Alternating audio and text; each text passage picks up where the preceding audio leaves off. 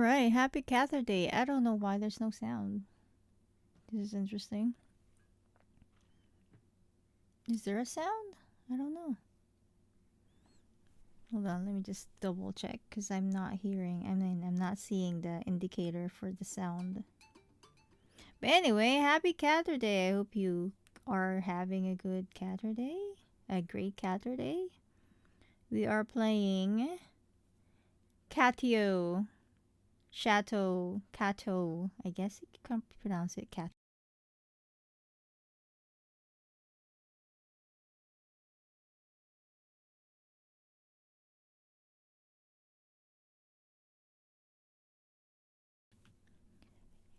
Yeah, so it's not picking up the sound.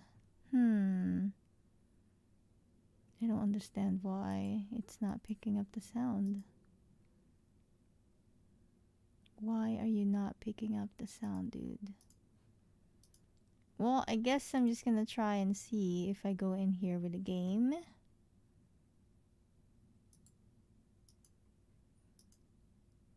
Yeah, that's so weird.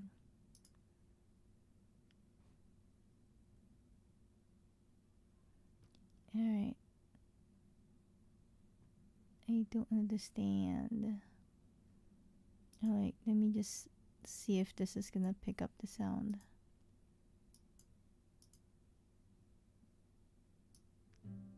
Okay, the other one is actually picking it up. That's so weird. Alright, here we go. Alright, let me just test the sound. If it's, Hey Patty, how are you? Happy Caturday!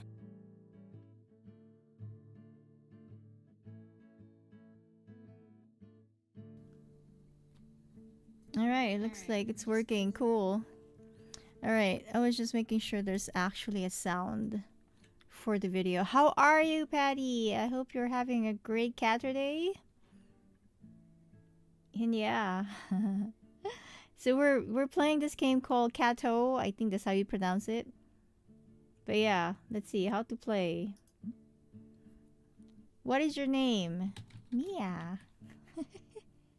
My name is Miya. What's for lunch, Patty? I had some rice and Filipino food.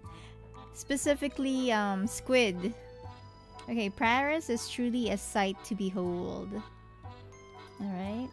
I can't get used to it even having lived here for most of my life. The scene parting the city in two. The smell of baked goods in the morning and the buildings filled with history. Even so, living here alone could maybe be a bit mundane, but I don't have to. I share an apartment with my old friend, Roselle, who studies veterinary medicine of some sort. I don't get to spend much time with her as many jobs working the evening shift at a small newspaper. Speaking of which, I ought to let her know that I'll be heading to the office for the night in a bit. You good? I'm glad you're doing good. I'm doing good, thank you. Yeah, it's Caturday. Yay. I'm excited to play this game. I've had this in my game list, and I'm excited to play it with you guys. Fruit and snacks. What kind of fruits and what kind of snacks?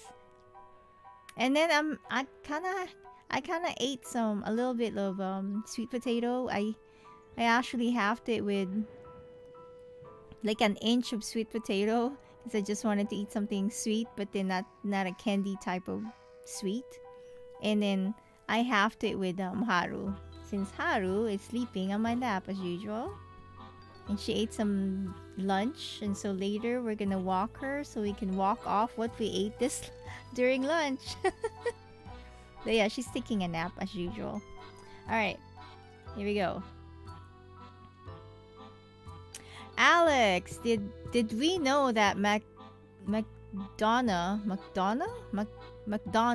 wow, that's an interesting last name, is a surname? No, I did not, and thank you for letting us know, Alex. That's an interesting last name. I don't think I've seen that last name, but you know, there's a lot of surnames out there. How you doing, Alex? I hope you're well. Happy Caturday.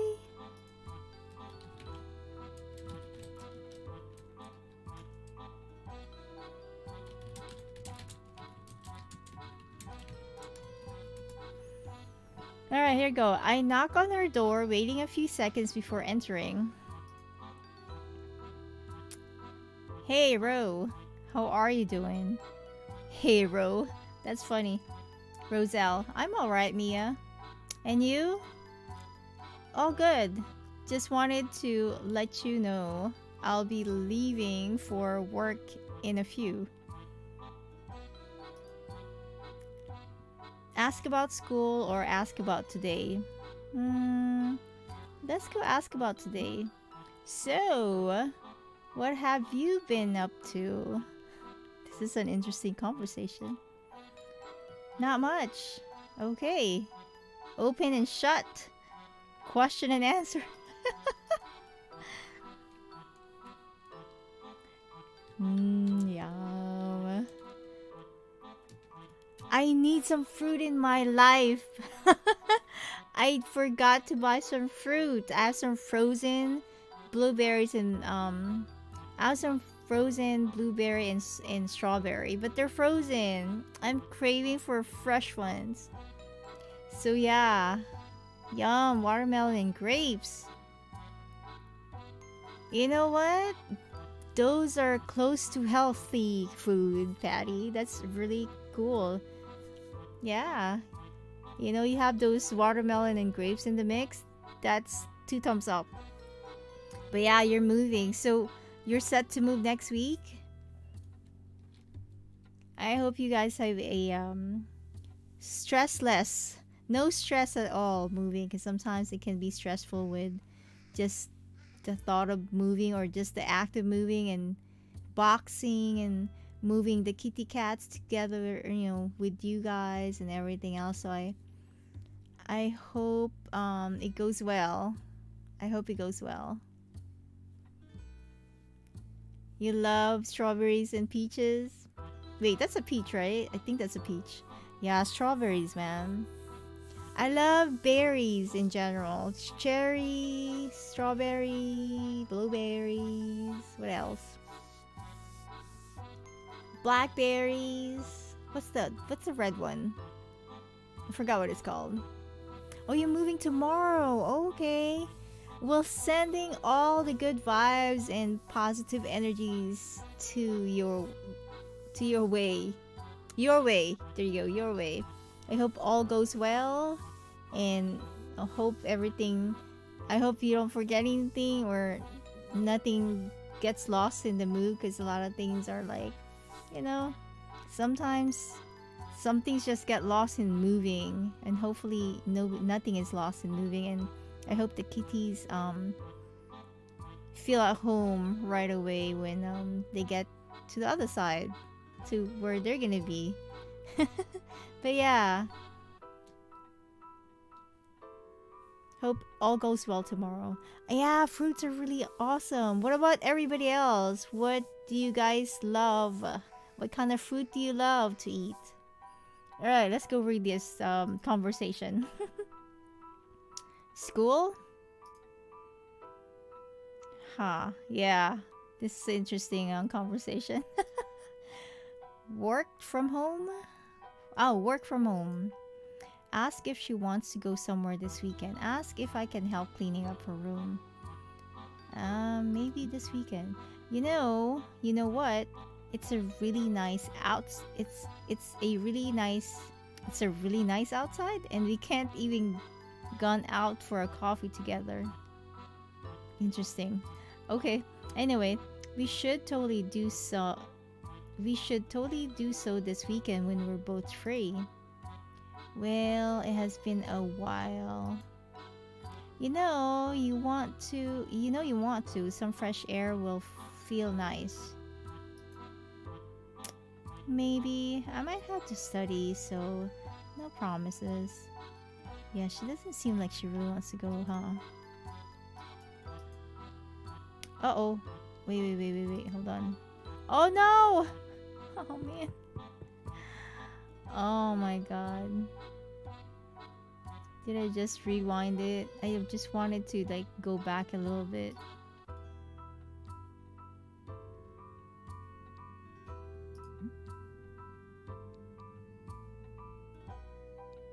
Okay.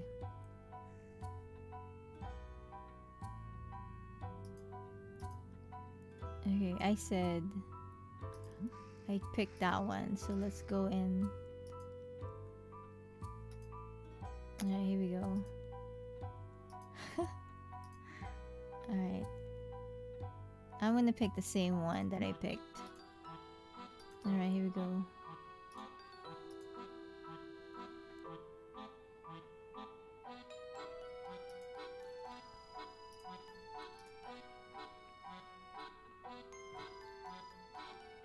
Alright, maybe I might have to study, so no promises. Alright. So she glances at the clock about the door behind me. Shouldn't you be going soon? Okay, she's trying to get rid of us.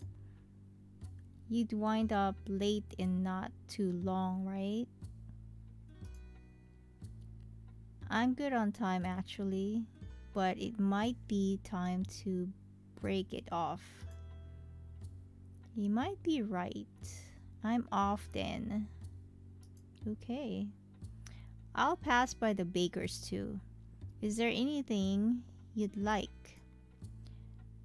No, I'm good. Alright then. See you. Alright. I leave her to her own and head for the door. Look at this living room, it's so cute. Before leaving, I pat my pockets, realizing that I'm forgetting something. Ro, have you seen my keys? The ones with the cork? Ooh, the one with the cork. Okay. Have you looked in the kitchen? I'd actually like to see the cork keychain that they have. I find them on the countertop. Okay, I always forget to check there. Good thing she still keeps tabs on me, even if things are different now. Thanks, bye! Alright.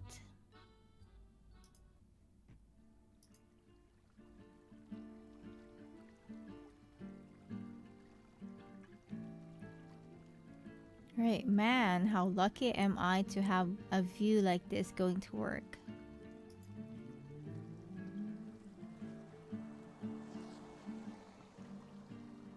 I think to myself as my feet patter against the rounded stones of the old row path?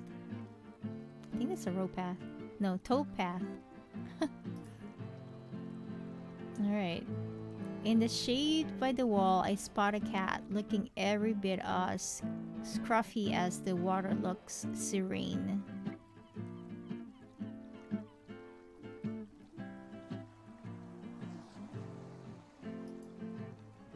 Alright. Oh, Roselle loved as if she were here. She always used to chase after cats, patiently gain their trust, and befriend them like some kind of cat whisperer. I'm just gonna wait until it's done. This is gonna take a while. Whenever successful, which was almost always, she'd memorize the occasion by having a picture taken, like a big game hunter of old posing with her quarry.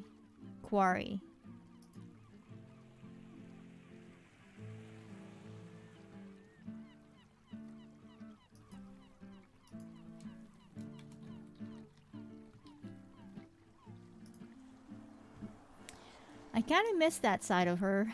Maybe a picture of my own would remind her of the good old days.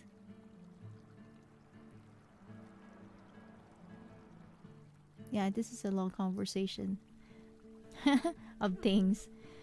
The thought stops me in my tracks, and I study the cat in question.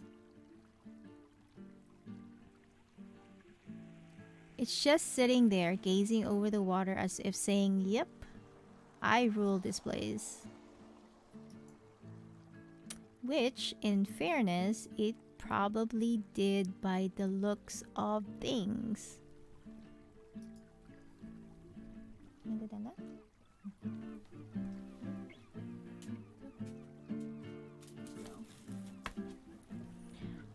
Looking at the time, I noticed that I have plenty of it.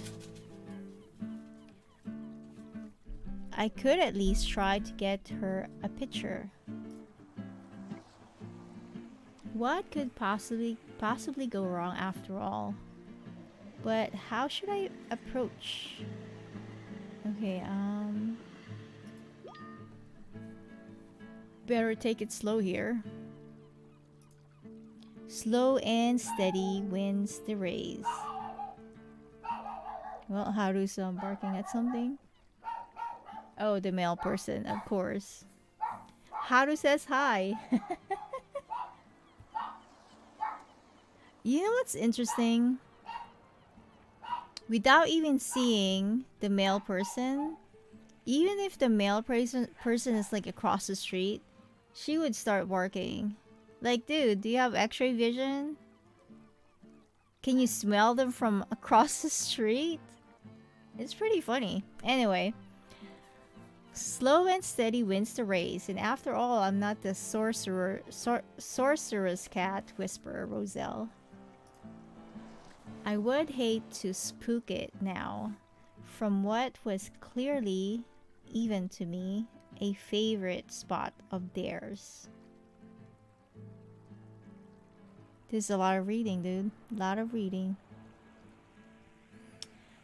Not that this cat looks particularly skittish. It has a very proud bearing.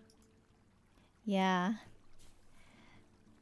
Haru just left my she left off of my my lap so she can go around in the living room and start barking at the male person. Hello there, kitty. I speak softly while closing the distance. When I'm merely a few meters away, it gives me a casual glance out of the corner of its eye. I get the idea and stop. Satisfied with my response, it resumes watching over the still water. I could easily just take a picture of the cat's back and call it a day. But my professional pride berates me for even considering such a notion. It may not be the cuddliest cat in the world, but I will get a good photo one way or another. Okay. Wait for the right moment. Toss rock? No, close the distance. I think I'm gonna wait for the right moment. The cat seems to rather enjoy the view of the water. Ever so slowly, I walk up to the edge, maintaining respectful distance to the cat and sitting down with my legs crossed. The late summer's evening sun, shrouding the city in a pink glow, not even the faintest breeze disturbing the mirror-like surface of the water. I glance at the cat. It's basking in the sun with closed eyes, savoring the warmth. I feel like I'm reading a book to you guys. This is funny. This is like a cat book reading session or something. The moment is here. Okay, he's about to take a picture. With careful, deliberate movements, I fish my phone out my pocket and lean in for a picture. The picture perfectly captures the serenity of the scene. Not wishing to disturb the cat any longer, I get up and walk away. Aw, look at that. He took a picture of the kitty cat. It's such a good picture. Alright. The reply comes through so fast it feels like I got it before I even sent the message. Roselle, that's a gorgeous photo. Interesting. The cat looks like a stray. How did you manage to get so close? Tell me! I just took my time with it. I took a page from your book. Gotta learn from the best. Ha ha ha, the best. Wouldn't go that far, but thanks. Did it take long to get to that point?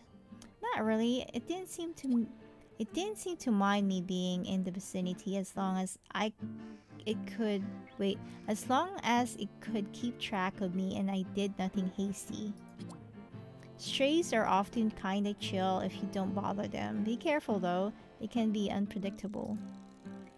Kinda get that vibe, yeah. I will be. Almost forgot, thanks for the picture. I think I'll make that my new home screen on my phone. Good chat, Ro, but I need to hurry up now. Lost more time than I thought here, haha.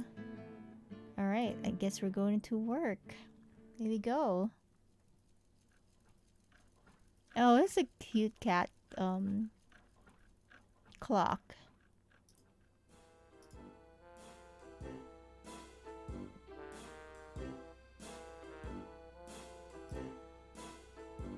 Alright, work went by as usual and was over in no time. Dawn is lurking around the corner as I'm heading for the bakery.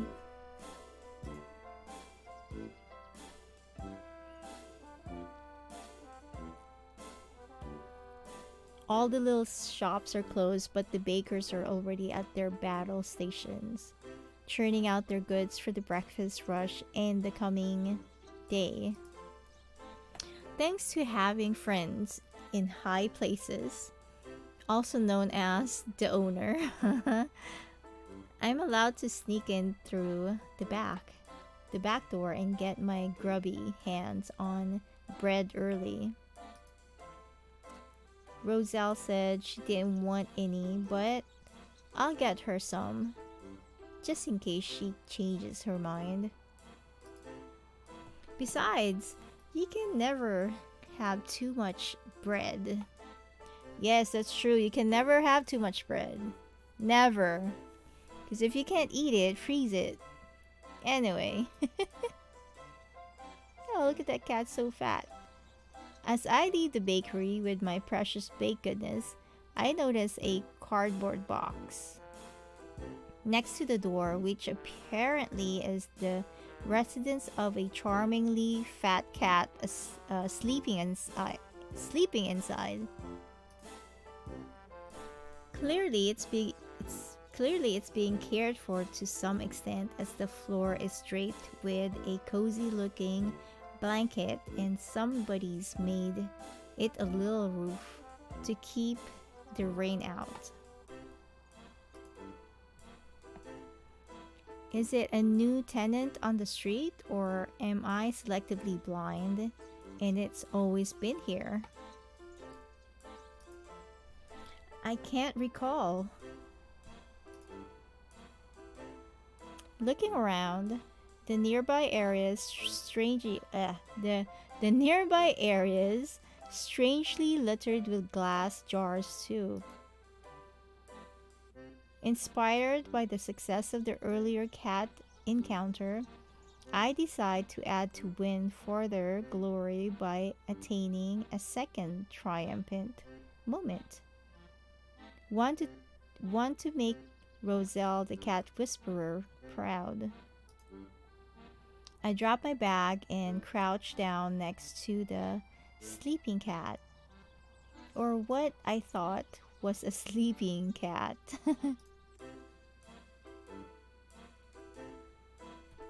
Hi Rich, how are you? Happy Caturday. What was for lunch? I'm just reading through these lines, man. I thought it was more than reading, but yeah, tons of reading. So I'm just like almost reading a cat book to everybody who's listening. It opens an eye and looks down at me lazily. Okay. Maybe I should pet the head. Let's go pet the head. Those chubby cheeks appear to be destined for cuddling. Testing the waters, I tentatively reach out with my hand but meet no resistance.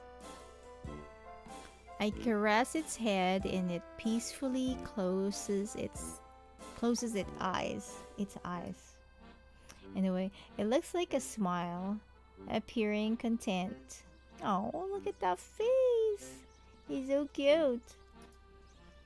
A soft purr follows and an outstretched paw closes and opens gently. Oh yeah, we recognize that, huh? When their paw closes and opens gently. So cute. Alright. Let's go scratch the chin. Let's go scratch the chin. When I unwittingly touch the cat's chin, it presses its head against my hand. I remove my hand and look at it quizzically. The cat looks back at me with steady eyes, with that oddly satisfied face of a person who knows they'll get what they want. Look at this paw. He's so cute. Look at that face. Difference being, this is a cat.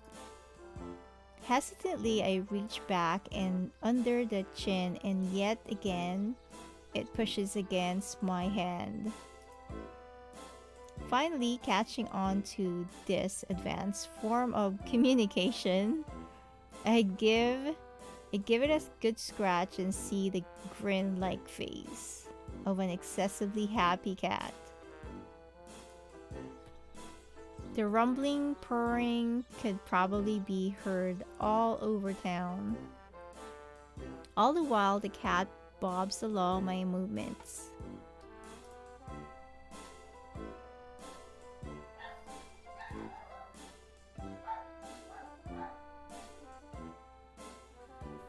After a while, I grow tired of the whole affair and stop. Hello. There's cuddling, then there's spending a whole day standing in the back alley. Oh, the cat jumps down to stroke its body against my knees, persistently asking for more cuddles.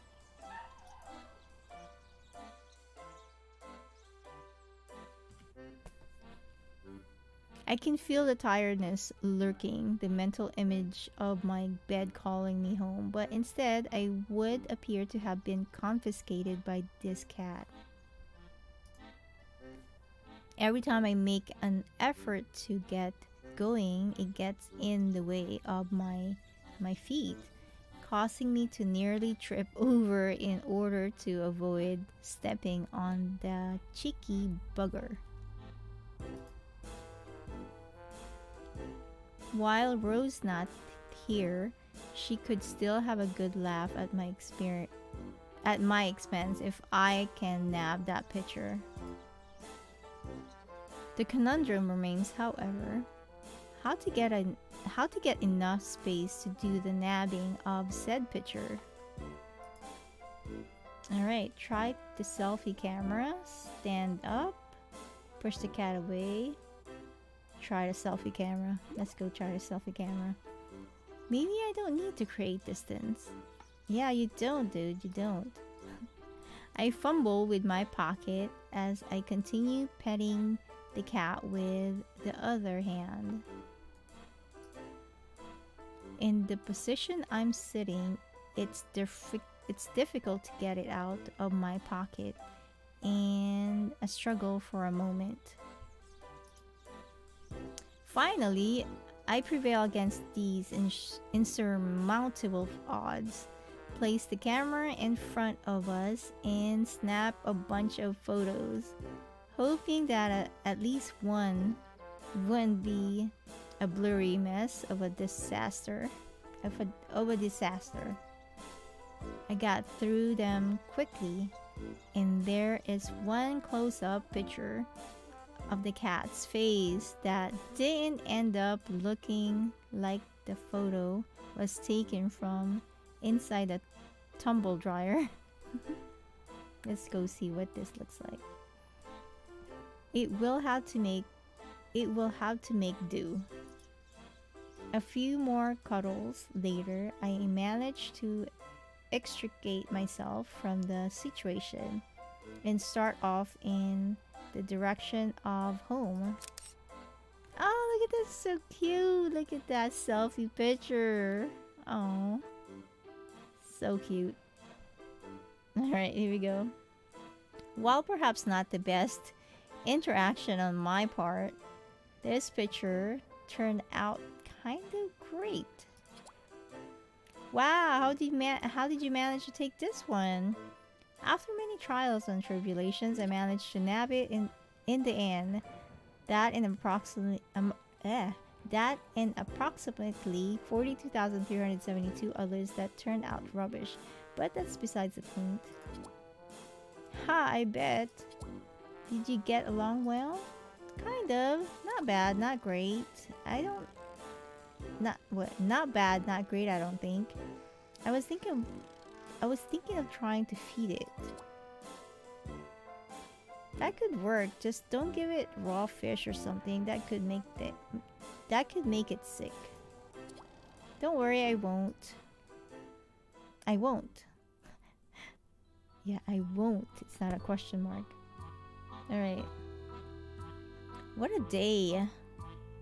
Keychain rattling in my hand. I unlocked the door, shutting it behind me. Dumping the bag on the floor by the wall and trudging on over to the kitchen for a bite to eat before bed. I trundle past Rose's door, shut as always. Just a faint blue light leaking through the door frame. She must be on the laptop again. Finally arriving at the counter, I have myself a few pieces of fresh loaf before dragging myself into the living room and to the TV. Flopping into the couch, I watch whatever happens to be on, lazily munching away. There's a documentary about life on the African savannah. It'd be just her thing. After a few minutes of deliberation, I get up, going over to Rose's room, and gently knock on her door. Hey Ro, you up? Yeah, Miya. What is it? Let's see. Can I come in? Sure. She's looking like that again. Why don't you come hang out with me? There's a wildlife special on. There's lions and everything. Just like we always used to catch. There's a few moments of silence. I'd rather not. What is up with her, I wonder? I want to be alone. She wants to be alone. What's going on, Roselle? Knowing when not to overstay my welcome, I wish her a good night before gently closing the door and heading back to the couch. Go to sleep. I guess I don't have a choice but to go to sleep. This looks like Miya, exactly like Miya. A gray and then the eye and then the eye collar around the thingy. Looks like Miya. Anyway, never having been one for sitting around, come afternoon I treat myself to a walk. Some might think that walking is a bit of a peculiar treat, but in a city like Paris, it really is. There's always something beautiful to see, something exciting to discover. I've been walking around this city virtually every day for years, and it still never bores me. On the contrary, it helps dislodge writer's block and distract me from other woes. One of the streets and spots I always come back to though, is this old little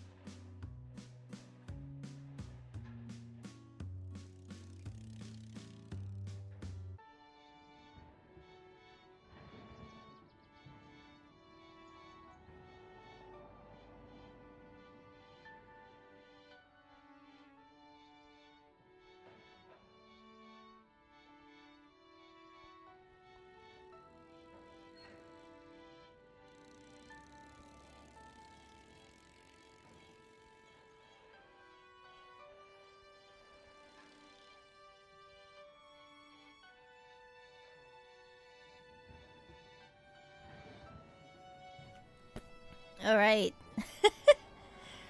Yeah, this game is something else, man. I didn't think this game was supposed to be like this.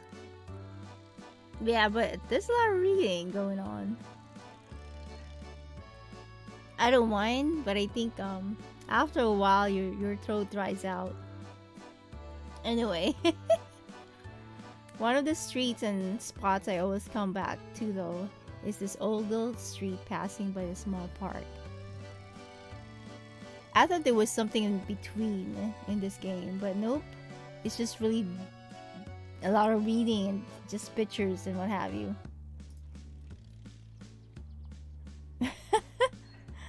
The trees happen to make for a great spot to just get away from the sun on a hot day. An added bonus. Sometimes I really think that maybe all of us can actually create some sort of game just like this, because at the end of the day, you're really just supplying the storyline and the script, and then you have a picture that's not really moving, so it's like it's almost like the easiest game out there if you know how to actually write a script, yeah, that actually flows and have a storyline. But yeah, compared to other games, this is like, you know,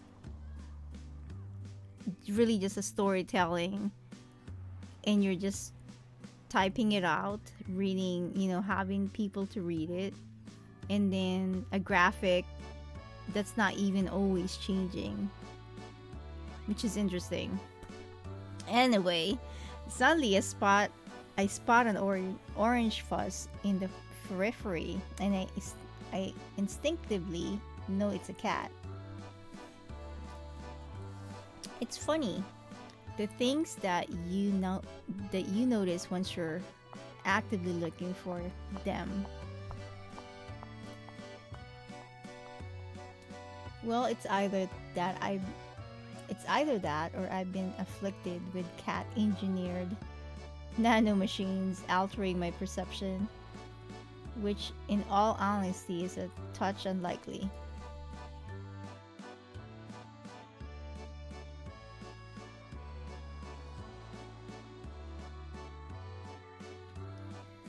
Well, this one's cute. Rather than a fully grown cat, this one's a mere kitten playing with the leaves beneath the tree. Uh-oh. I got scared. Playful is disrupted, however, when a pedestrian tramples by, startling the little creature.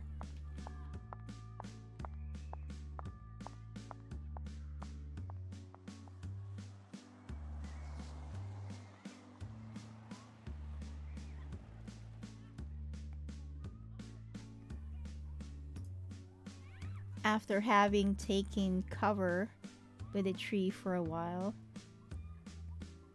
it tentatively returns to the game, soon blissfully distracted. Yeah, really cute cat. So cute.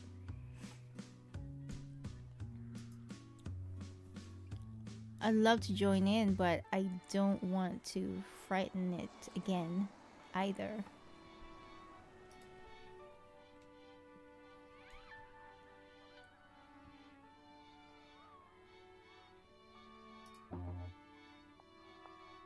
Considering how that person storming by scared the cat, or scared the poor little thing, I should probably let it know I'm approaching beforehand, so that I don't scare it again.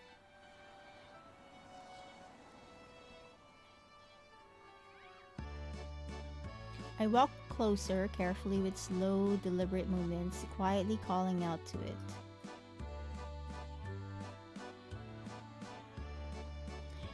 Hey little friend, don't be afraid. Uh-oh. Turns out kittens don't do too well on the whole hearing comprehension front, and it crawls up into a small nervous bundle. Don't be scared, I'm a friend. Like really, I don't think the cat's gonna be like, okay, you're a friend.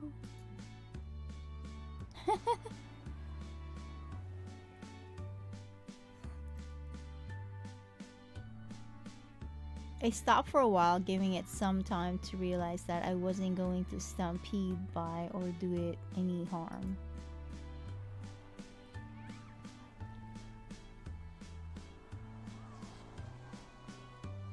Clearly anxious due to my presence, I need to do something to break the ice.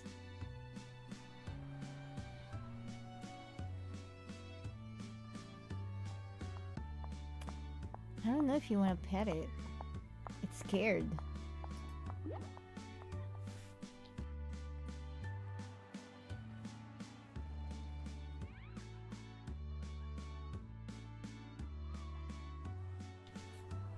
Maybe I can get across my friendliness through a casual conversation. I go on to tell the kitten about my day. The cat by the canal, my night shift at work, and about the other cat by the cafe.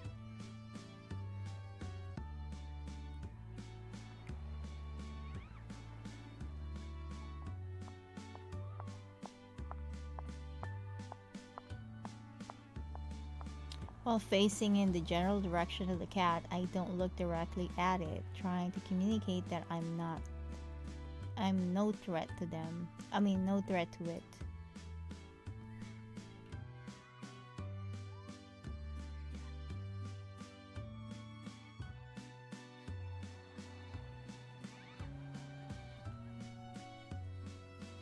I cast a quick glance at it, and the kitten is watching me carefully, but seems less withdrawn, more curious.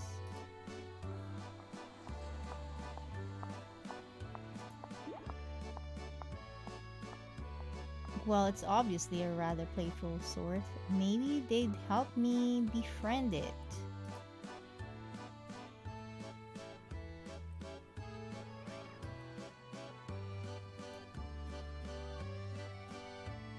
The tree besides us has kindly enough dropped a twig on the ground that looks like it could double as a cat toy.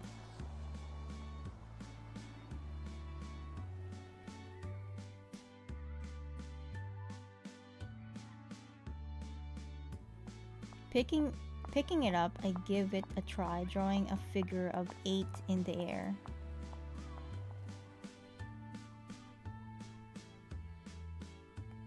But I've never played with a cat. Sure, it can't be too complicated, but how I should go about it is still a question that needs answering.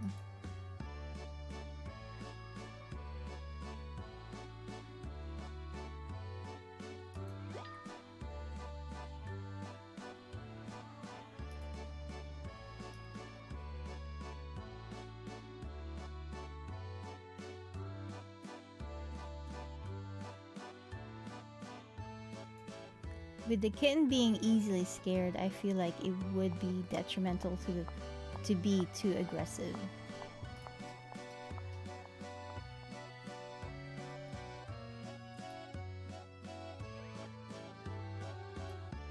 Instead, I start with the stick some ways off, starting slow and carefully adding speed while changing directions.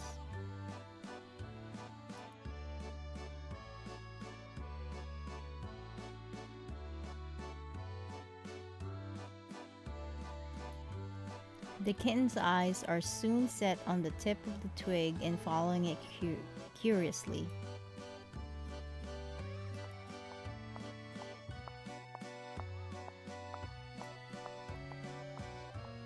With the kitten's attention, I dare go closer, and as the stick passes by, it swats after the stick with its paw. Oh, look at that cute cat. It's happy.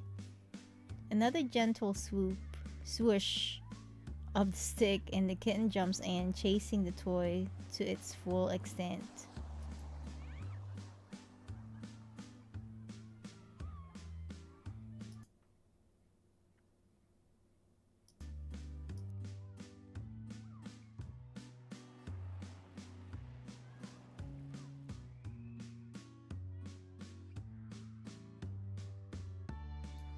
It pounces on it and holds it down with its claws.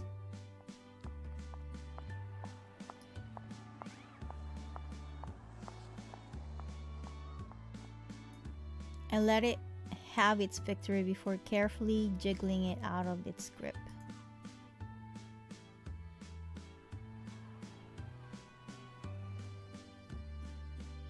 The kitten's eyes are brimming with light. It is something Roselle must see. Oh, we're taking a picture of the cat again. Cool. I fumble with my free hand as I continue to distract the kitten with the twig.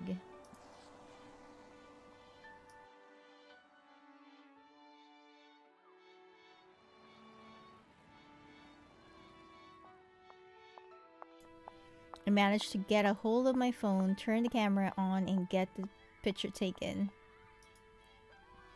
Instead of taking my leave right away, we play some more, but a group of loud youngsters startled it again, and it scurries off. Aww.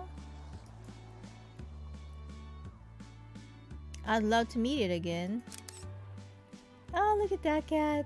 That's a cool picture of the cat playing.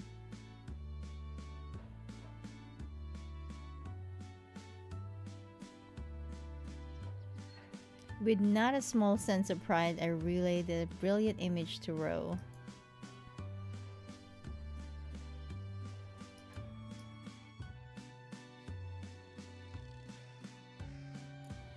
Clearly, I'm not the only one to recognize its quality.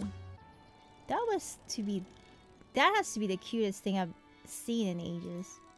I know, never spent as much time with cats or other critters as you have, but it's easy to see the appeal now. They're lovely, aren't they? Such an adorable little kitten with the bell and everything. I wish I had a cat like that. Reminds me of my first one when I was a kid. If that cat was everything like this one, it's easy to understand your obsession. Haha, I'll be home soon. I can see her begin to type, then stop, erase, and type again. This goes on for a little while, until the word okay shows up. A bit underwhelming maybe, but at least I roused her for a little while.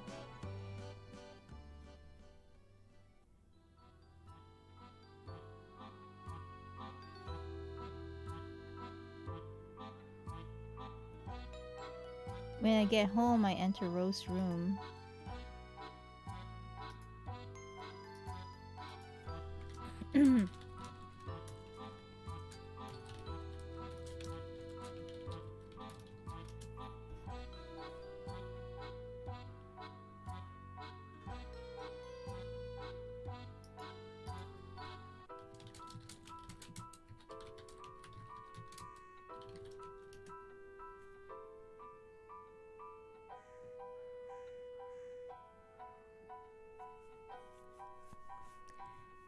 Alright, I just wanted to let you know I'll be visiting the bakery lunchtime tomorrow.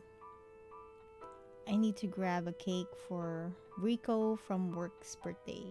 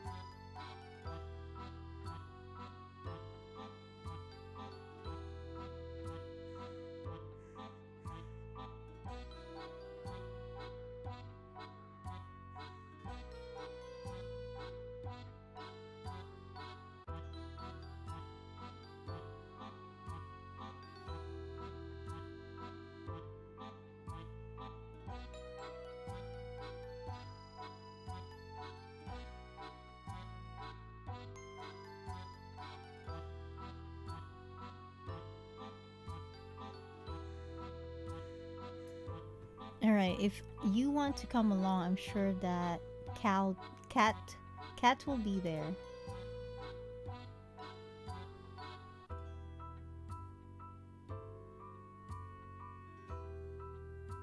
I think I'll rather stay here. They say it's going to be very hot out tomorrow. But if you do see it, you know the rule, right? Right. When you see a cat for a second time, you must name it, I remember.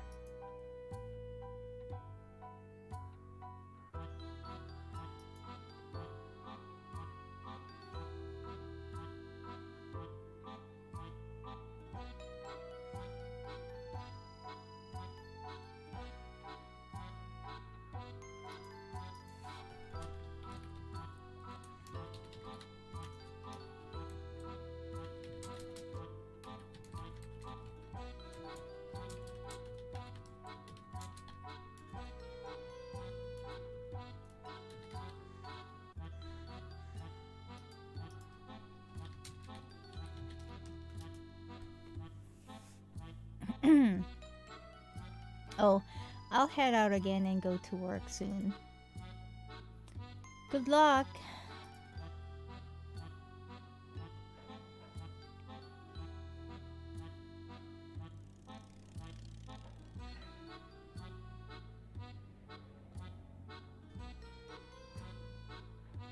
When down by the canal, I keep an eye out for the scruffy cat, but I don't run into it again.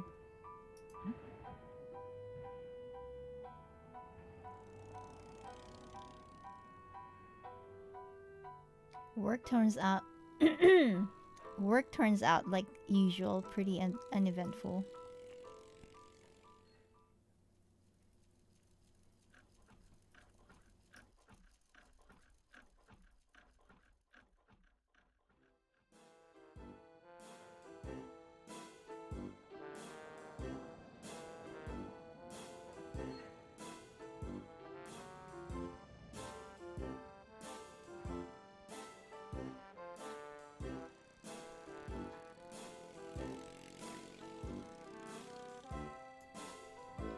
After some well-deserved sleep, I head out to grab that cake. To be honest, I'm more excited at the chance of seeing the cat again than to celebrate my coworker. Ah, that's hilarious.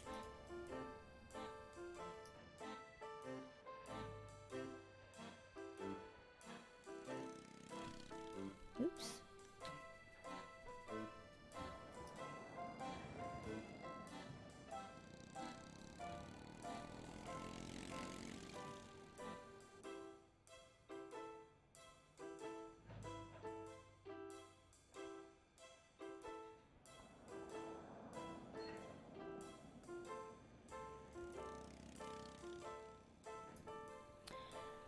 I should get the cat sometime. Oh, something. It looks like one that would appreciate something edible. Hi, baby. Come here. What are you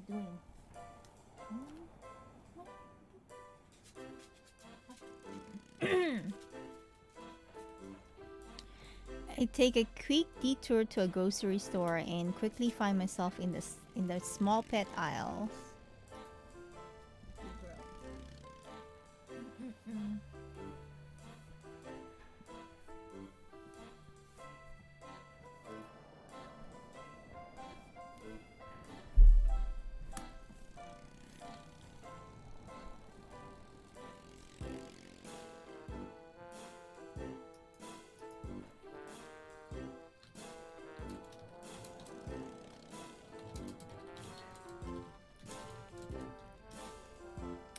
Alright. Sorry. My throat is scratchy.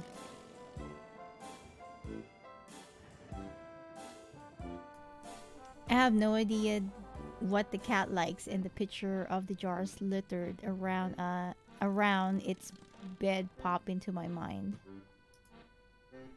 Maybe they had contained something. Maybe they had contained something in it, like what?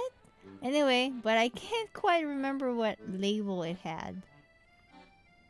Maybe they had contained something it liked, but I can't remember what label it had. What should I buy?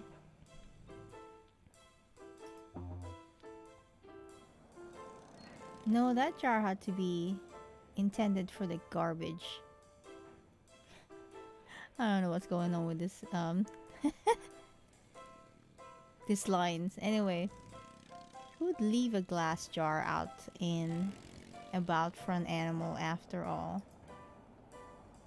And at the end of the day, cat treats are designed for, well, cats to eat. Even if it doesn't like them, it'll hardly do any harm.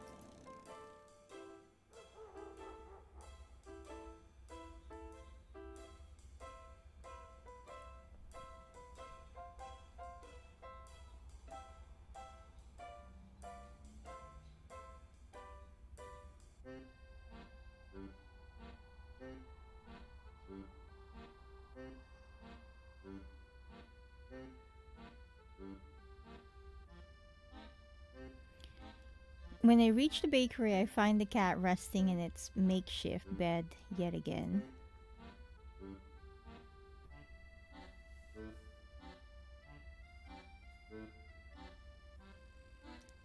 It seems to be quite fond of its little box, even though it is visibly somewhat too small. Good afternoon, cat. I bring thee a tribute of treats. The cat raises its head with a slow, lazy sway, letting out a big yawn, exposing a line of long teeth.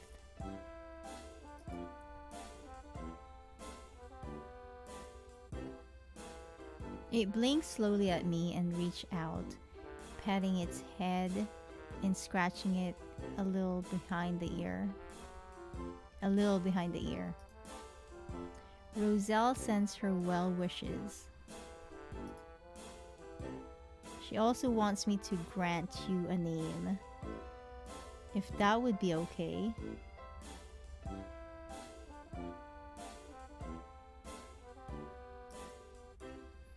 Alright, what would we call this chubby cat? Chub. Chub. That's what I'm gonna call this cat. Chub. How about Chub? Does that sit well with you? Oh, Chub meows.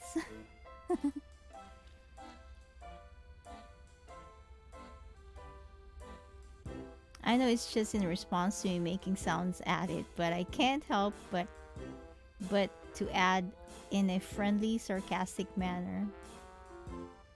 Then again, you don't seem to do much but to sit. I pause, accompanied by continued petting before I reach into my pocket for the treats. I got something for you.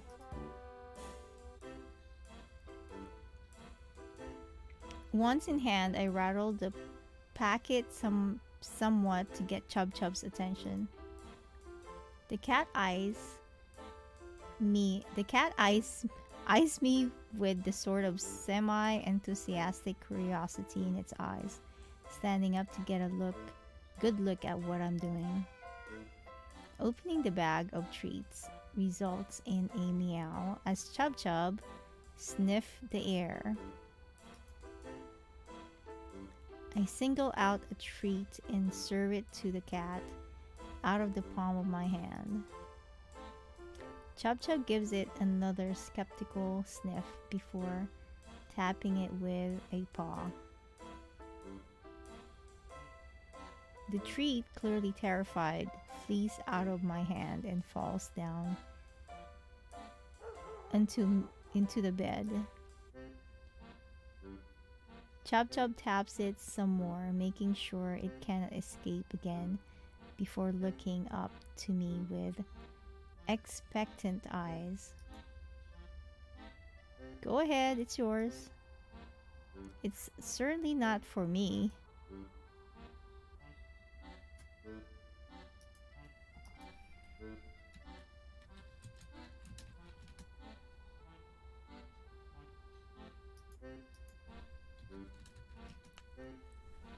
However, Chub doesn't pay the morsel any more attention, no matter how I try to coax it.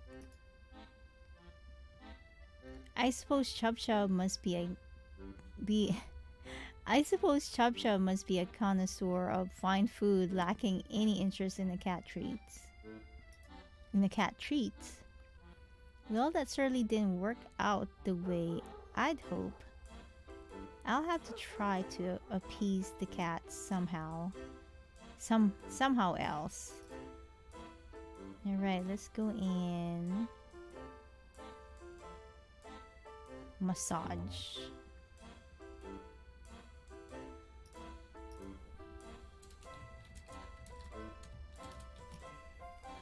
If there's one thing I'm reasonably okay-ish at, is giving a proper neck massage. Trying to get a good angle on a cat that's mostly round turns out to be a bit of a challenge. However, yeah. Chubby cats. 𝗏𝗏 appears to chase my hand for cuddles, so I try to use that to position the cat properly. I need it to lay down with its head away from me so that I can massage the back, which seems to be the best way to start.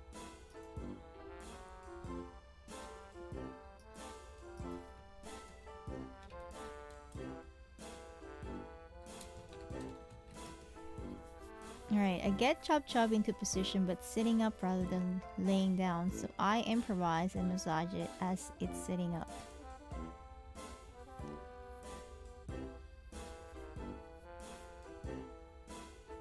I start with the shoulders and work from there down the back, but 𝗏𝗏 constantly tries to turn around and I had to hold the cat in place.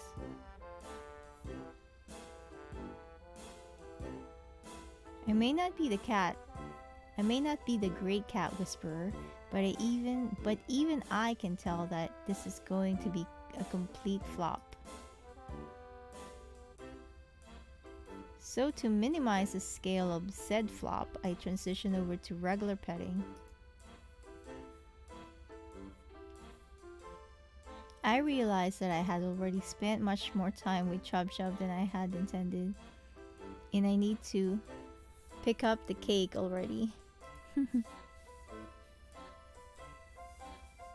Hesitantly, I give 𝗏𝗏 a last pet on the head before saying my goodbyes and escaping into the bakery. Oh good, a new picture showed up inside the bakery. It's bustling with more activity than usual.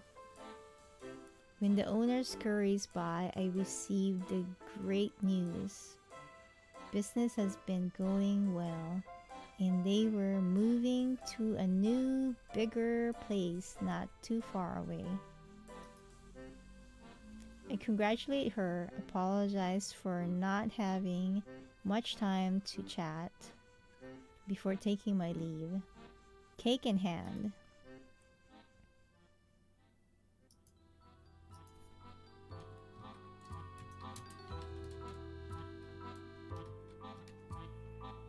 I'm home.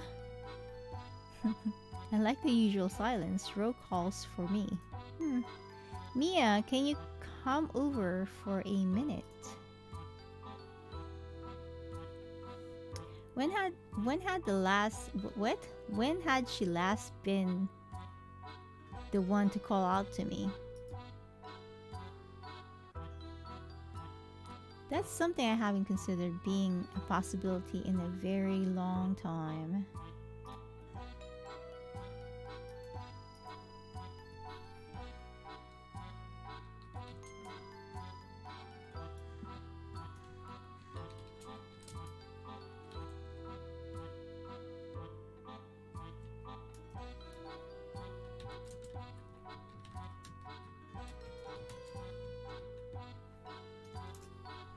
Let me get what it says.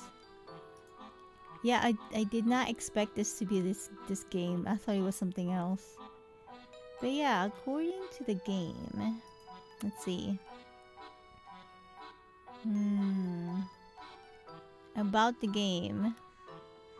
Alright, here we go. It's a long one, but I'm not gonna shorten it because I don't know. This is what the website says. There you go. Yeah, I know, pretty long, sorry. But that's the game all about. I walk over to her room. Yes. Roselle plays with her hands as if she is unsure of how to bring up the subject.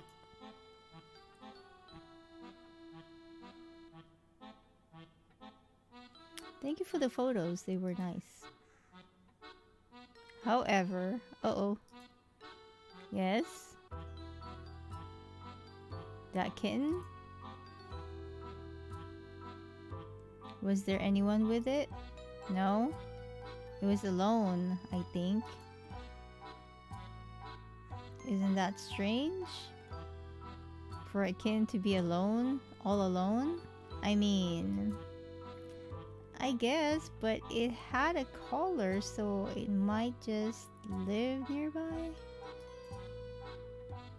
She doesn't look convinced.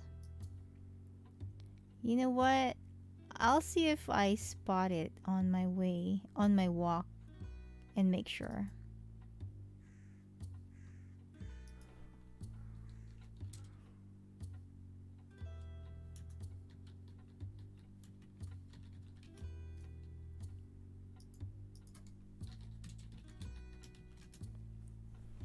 That would be great.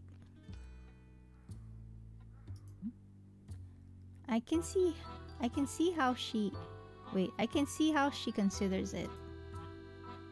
How her brows furrow and her eyes trace the crevices of the floorboards. I might get scared with yet another stranger around. Best you go alone. Scared of frightening it? That's not an excuse I've ever heard from Roselle, the great cat whisperer. Maybe this case is a little bit more delicate, but it's not like the kitten trusts me either. However, if she doesn't want to, I can't force her.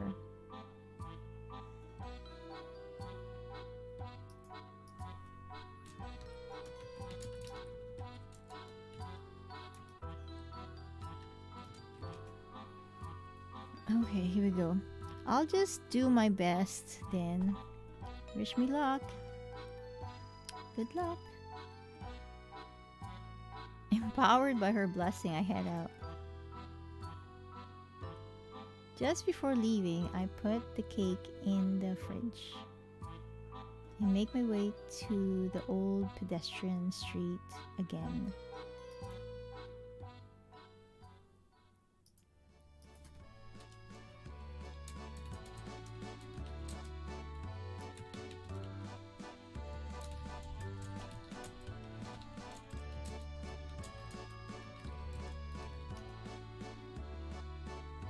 Alright, I'm surprised to see the kitten sitting next to the tree just like it had the other day.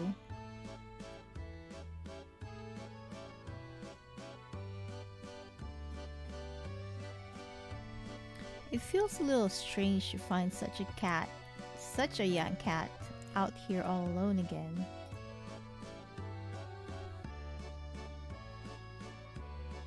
I would like to have a closer look at its collar, as it might have a number or an address on it.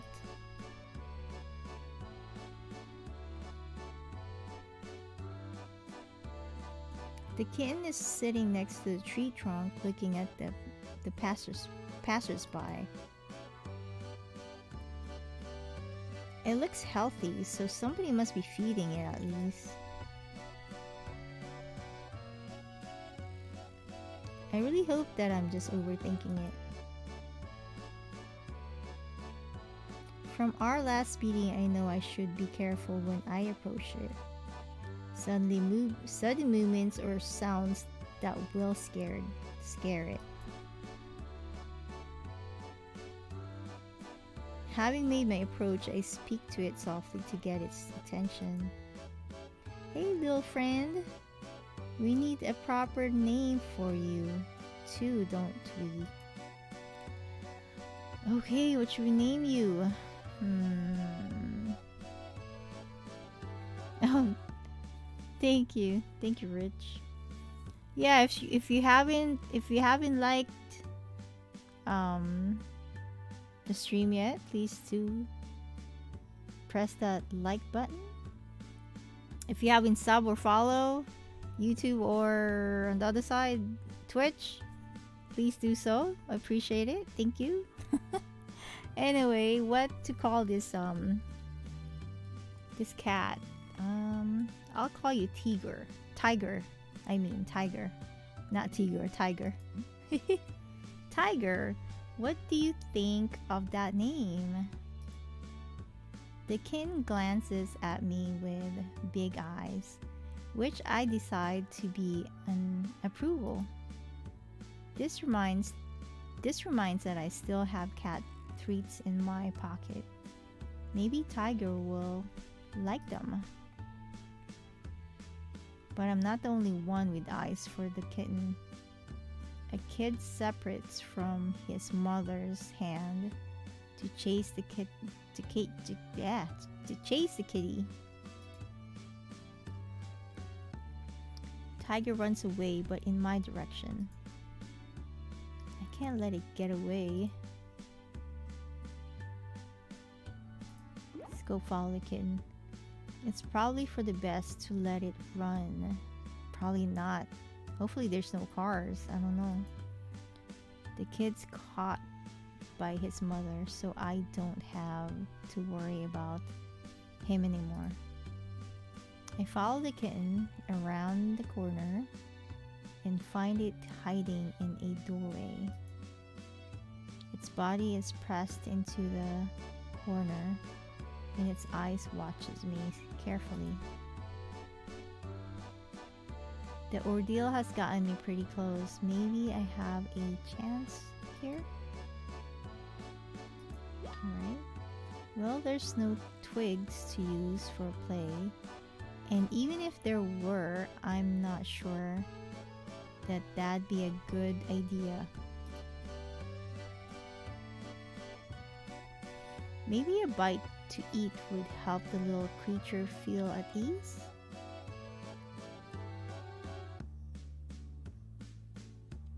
This situation isn't exactly what I used to, but I believe in the versatile powers of food. I crouch down and toss a treat carefully so it lands next to the kitten. It snaps its eyes on the new object and sniffs the air. When it's convinced it won't move again, it sneaks up on the treat and eats it. When finished, it sniffs around the ground for more.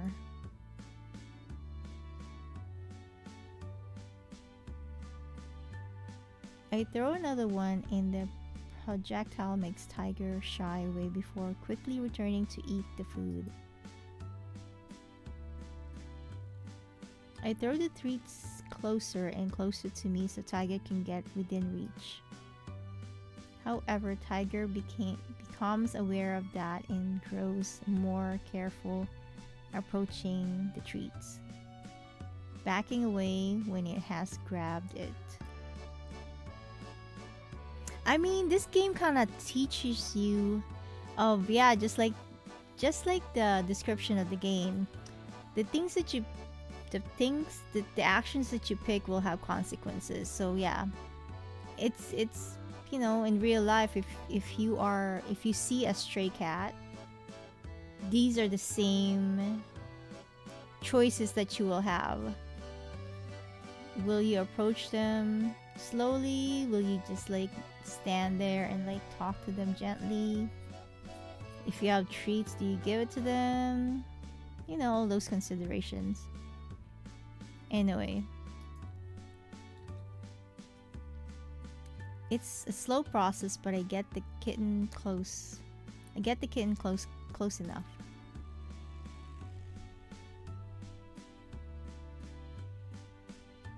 I don't know, should I grab it? I'm gonna grab it. I'm sorry about this. I apologize in advance because I know the kitten won't like it. I sneak closer with my hands at the ready before quickly grabbing the kitten. Tiger struggles against my grip and meows anxiously. Oh, sorry, Tiger. I put it closely to my chest and hold the kitten still until it calms down.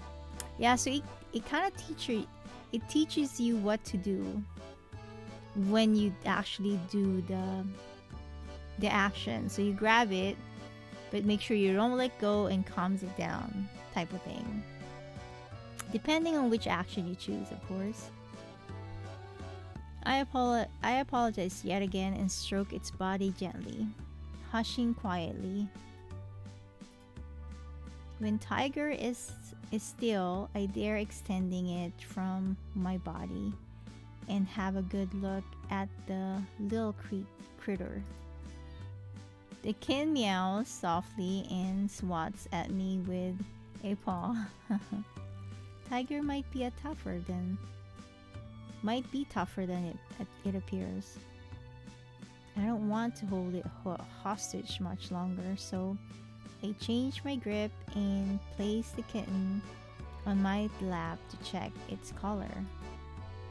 I find a number and write it down on my phone. As soon as I let go of the kitten, it runs off and stops further away. I stay and look at it for a moment before leaving some treats on the ground as a peace offering and leave. Wait, you didn't call right away? I would have called that number. That's weird. Anyway, as soon as I get home, I walk into Rose's room. I got a number. Tiger had one on its collar. Oh, and I followed your rule. I named it. I also forgot to mention that I named the bakery cat as well. It's 𝐶𝑍𝑐. What are we waiting for? Call it. Exactly. I would not have left that kitten without calling first. I would like stay around where the kitten was and call. Anyway, I typed in the number and let the signals go by. They go on for longer and longer. No answer? Doesn't appear so. I have to try again later. Well, keep me updated. I will. Alright, it's time to go to work again. I try to call a few more times. Eventually, I give up and head out for work.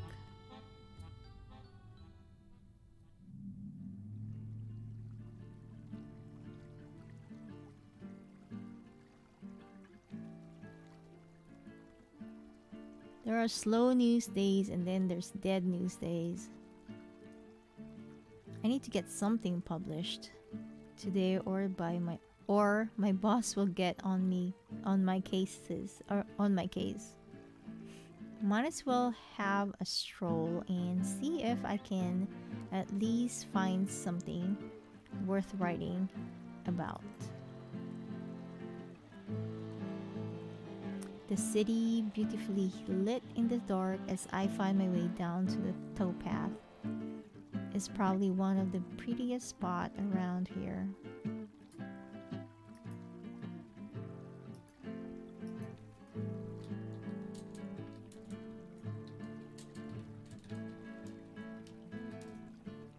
Another advantage is that going for it is the fact that for some arcane reason, almost nobody ever goes there, rendering it a quiet place for thoughts to be had. Hang on a moment. What's that sound? My pondering is interrupted by aggressive growling and tremendous noise near the bridge. My curiosity is getting the better of me, and I silently walk over to check the source of the racket. Uh-oh. This cat don't look happy. In the glow of the lamplight, there's a group of cats staring at each other, hissing and swatting their paws.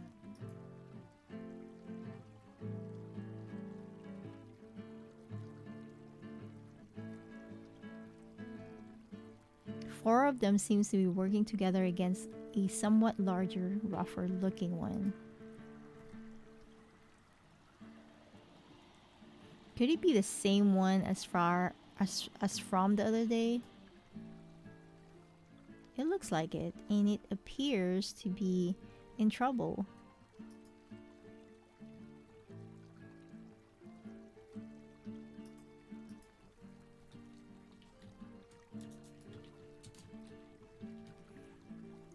Okay, let's see. Pour water over them. Should I try to interrupt the fight? I don't know. Let's go have them solve it on themselves. To interfere is a sure way to get all kinds of debilitating diseases. I hang back and wait for the confrontation to resolve itself.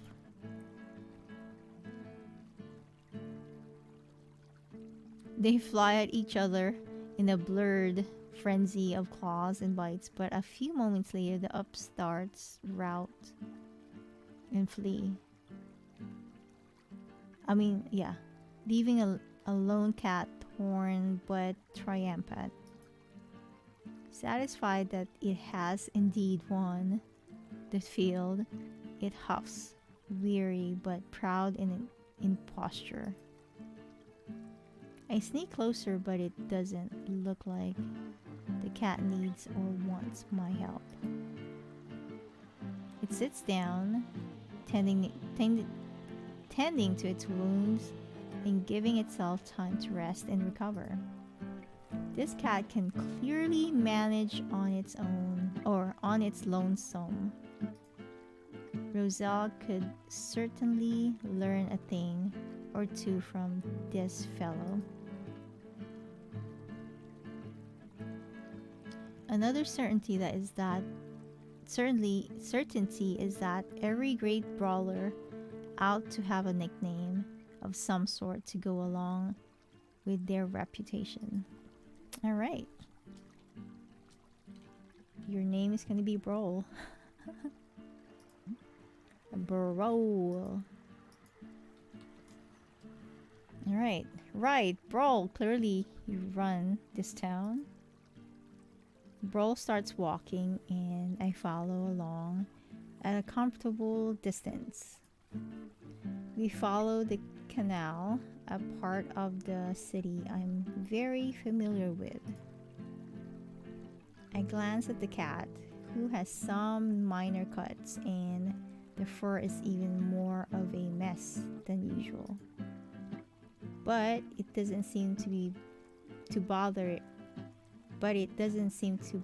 at all. What bothers me though is the extensive littering for one, and the fact that I have no idea what this cat eats. Come to think about it.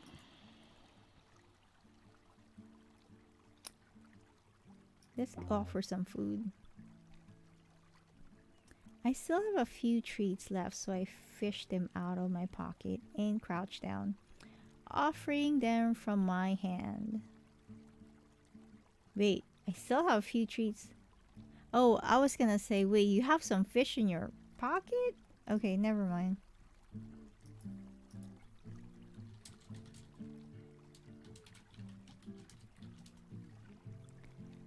Brawl looks at me with a spark of suspicion glinting in the eye, not making any move to approach.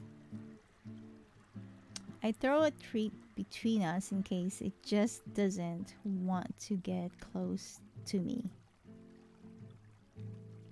It walks up to the treat with a scowling expression and swats it dismissively into the water below.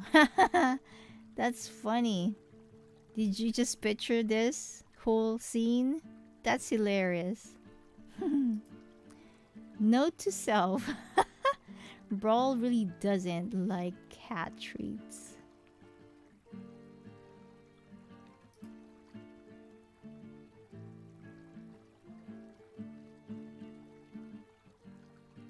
Skip treats over the water.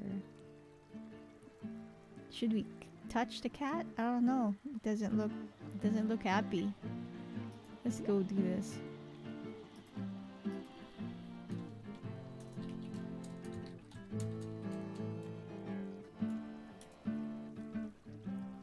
Alright. Well, if cats don't like these things, why even bother lodging them about? I weigh a treat in my hand, feeling its weight and shape. I calculate the perfect skip toss in my mind before reeling back, my whole body following into the throw, and I unleash the treat with flawless timing.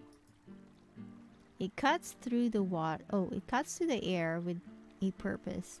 Its destination preordained. The outcome already determined.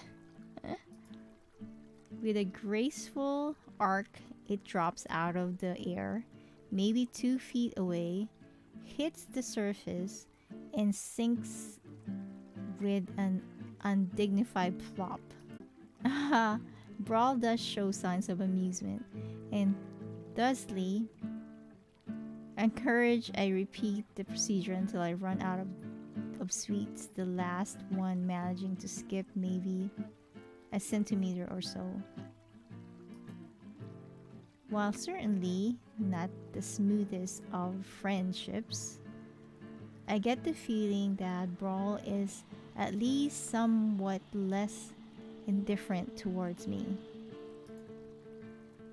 Brawl and I would have to part ways for now, but I am looking forward to meeting it again.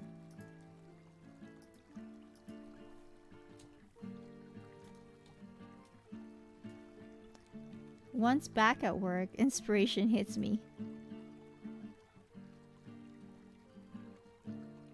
I could always write a little piece about the issue of abandoned cats around the city.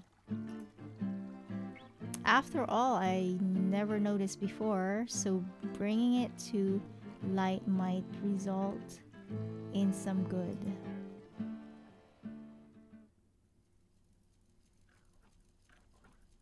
Cute cat.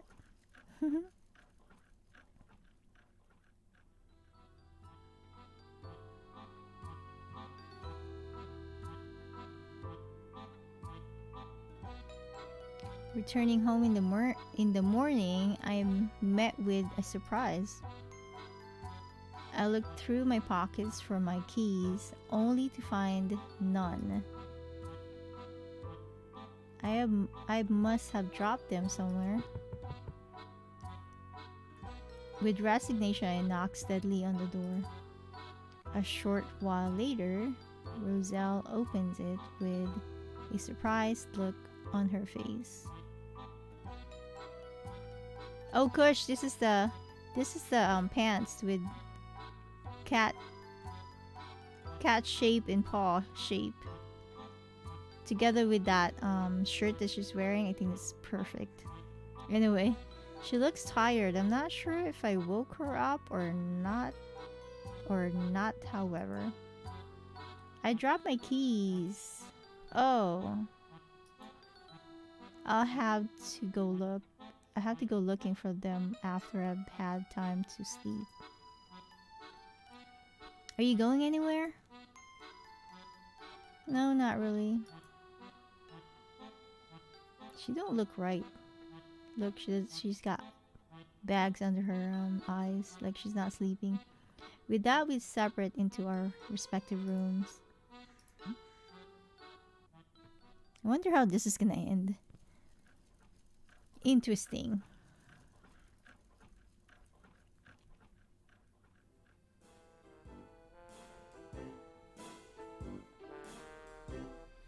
I go to the bakery during the afternoon. This time around, as the bakery won't be open in the weekend due to the move. So this will be the last time I go to this alley. During the walk, I'm sure to keep my eyes peeled in case I drop my keys here, but I'm fairly sure I didn't. I enter the bakery and I'm almost feeling a little nostalgic as I look around.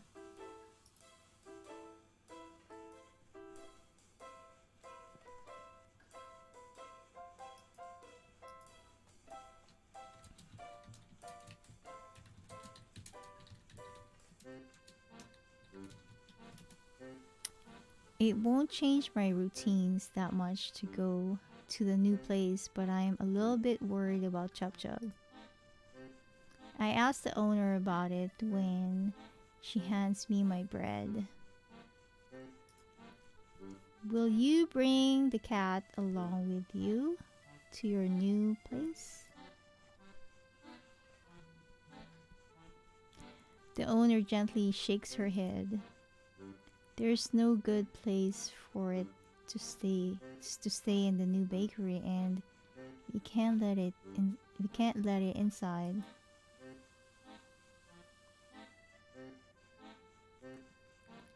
Isn't there anyone that can take it home then? We have tried that, but it got really angry and anxious when we tried to carry it away. It really likes it with us. But when push comes to shove, we'll have no choice but to force it to. I'm sure it'll work out somehow. Have you seen a pair of keys, by the way? I've dropped them somewhere. I haven't, but I'm sure to be on the lookout. The owner smiles reassuringly and continues on with work. I leave the bakery feeling ill at ease. I walk up to 𝗏𝗏𝗏 and I notice that it looks a bit uneasy, but cheers up some when it sees me.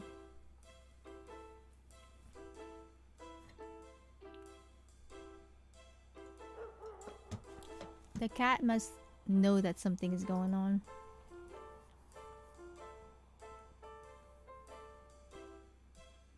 I should at least try to comfort it some before I go.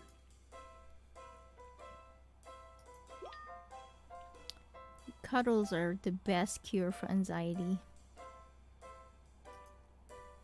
I sit down next to its little bed and reach out my hand to caress its head.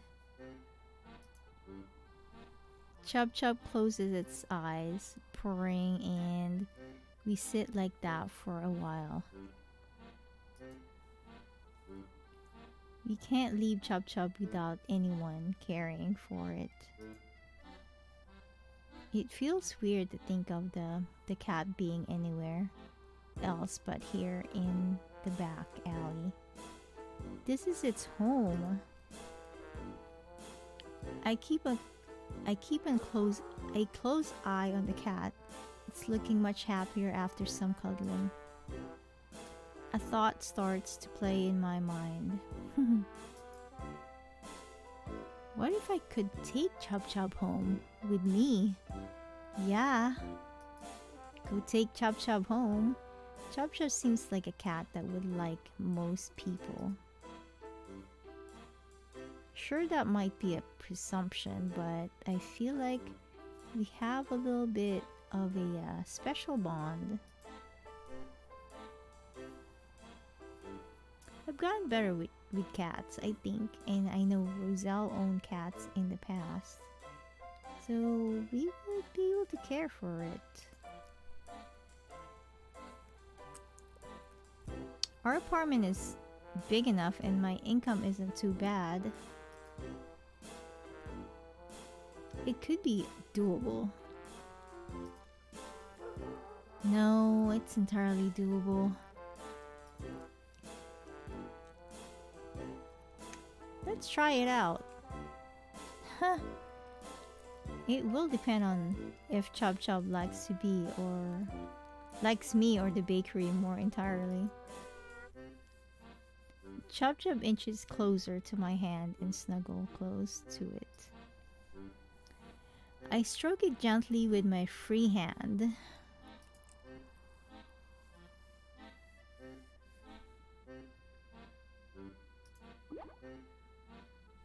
I roll up my sleeves and crack my knuckles. A quiet joke to myself. The charm blitz is on and there is no escaping it. I'll make 𝐶𝑉𝐶 a happy, not so little cat. I begin my scratching behind the neck, the cheeks. I run my fingers through the thick fur and give it a scratch from the ears to the chin. I move my hands down to the chest and neck, digging into the fluffy chest hair. When I scratch the fur over its shoulders, I notice its front paws claw the quilt under it in comfort. The cat rolls over, exposing its tummy, and I give 𝐶𝑉𝐶 a proper belly rub. 𝐶𝑉𝐶 must feel spoiled to bits after that. The cat remains on its back, eyes closed, but then gives me a glance. The look seems to say, "Oh, you finished already? Weren't you supposed to be feeling bad?" 𝐶𝑉𝐶 chases after my hand, demanding to receive more pets, even though I've been at it for minutes already. When I don't immediately comply, it looks at me with those puppy eyes. Why is he called puppy eyes? It should be like kitty eyes. 𝐶𝑉𝐶 certainly seems to want to keep me around, but is that enough for it to be willing to follow me home? I'd like to give the cat a little test to see.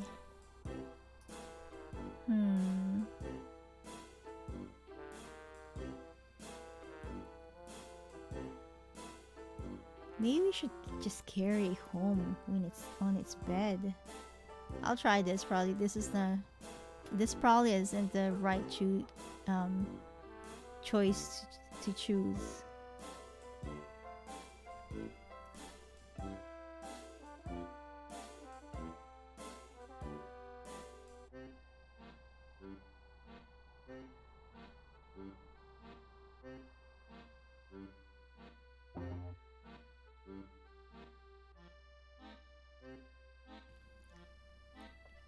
Yeah, I knew that wasn't the right one.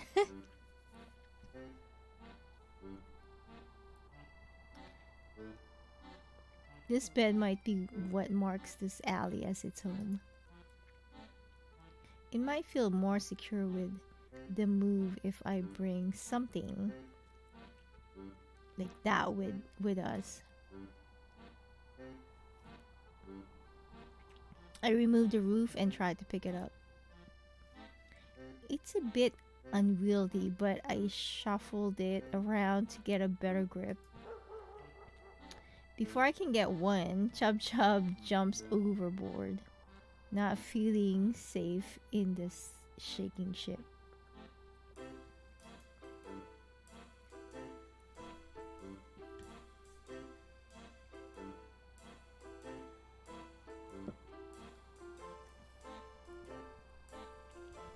The cat sits down next to the bakery's door, and with a faint smile, I place the bed back and fix the roof.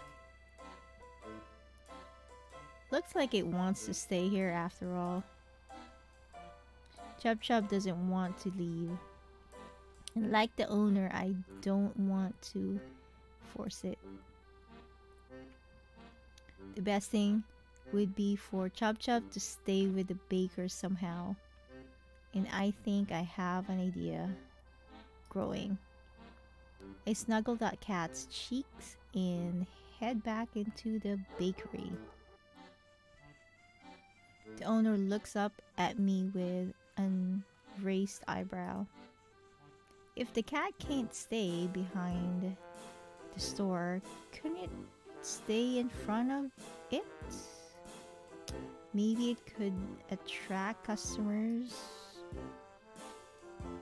I fiddle with my fingers, unsure what she'll think of my idea. That might just work.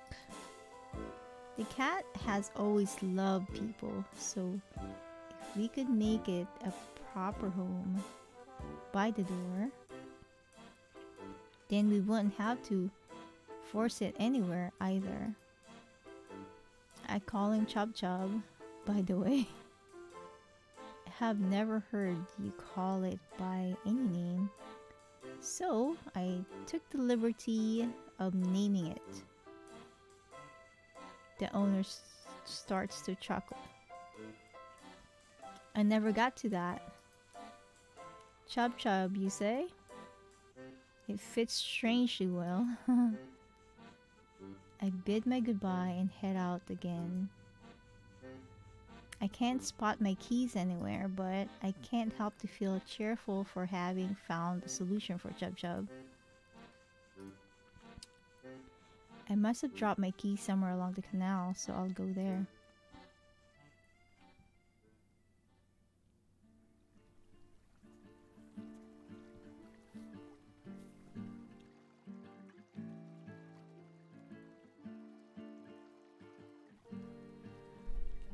As I get to the towpaths, it's already becoming dark. I'm placing my hopes on that the setting sun will hit the keys just right and make them shine up.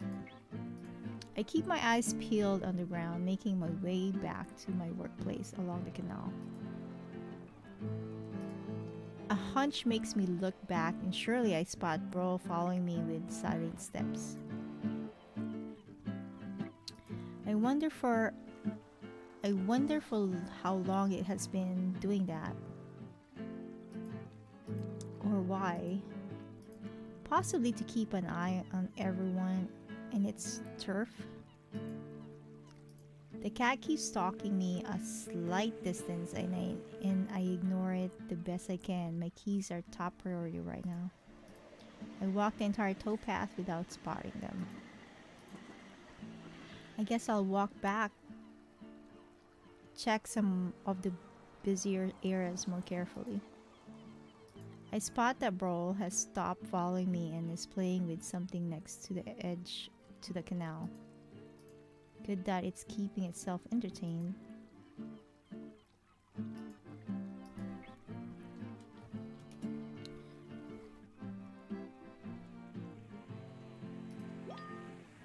I'm a bit curious too what interests 𝗏. If my keys can wait this long, they can wait a little longer.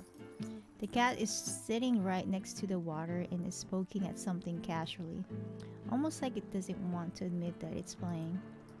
When I get closer, I get better look at the object. Wait! Those are my keys 𝗏 is playing with.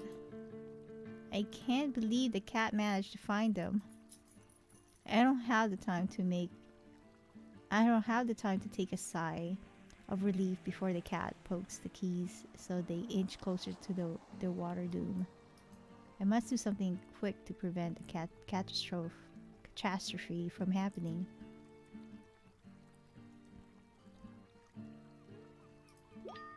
𝗏 is no stranger anymore.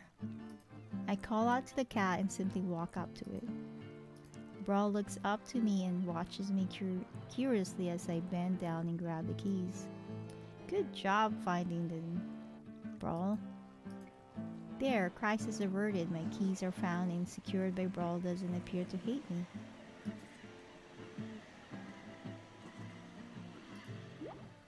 The cat seems to like to play with the keys, and under safe conditions I might dare to capitalize on that. I hold them by the cork and dangle them above 𝗏's head.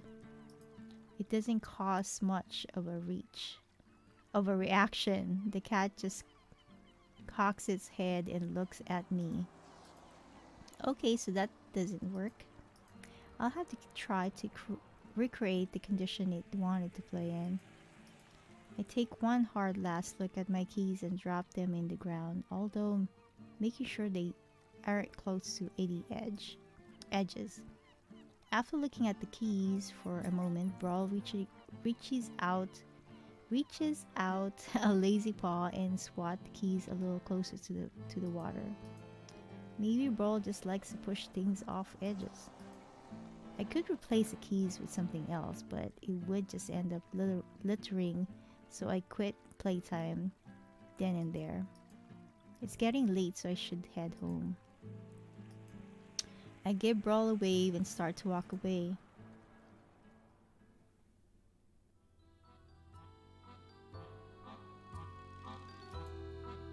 I walk down the very familiar towpath.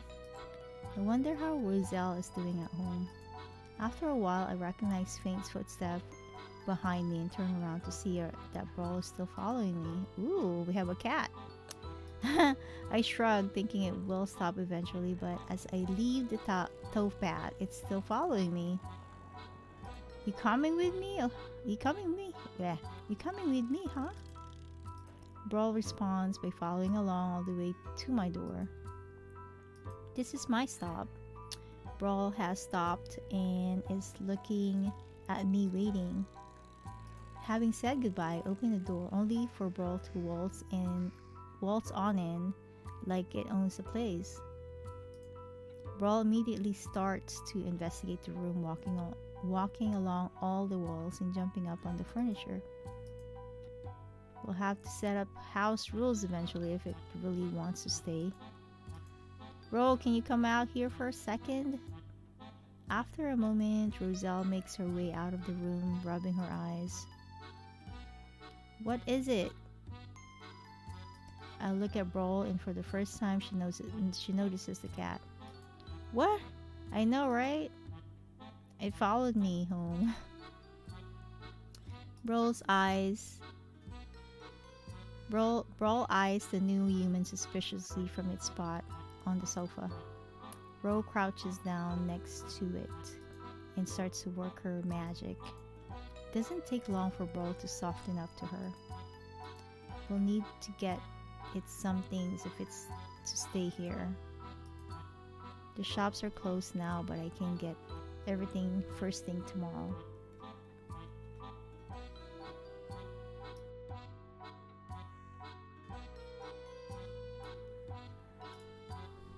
I can make you a list. You should also get it checked by a vet since it's a stray. I bet it will love it. I bet it will love that. Maybe not, but we have to make sure it's healthy. Much has happened today, so I decide to head to bed early and leave them to bond for themselves.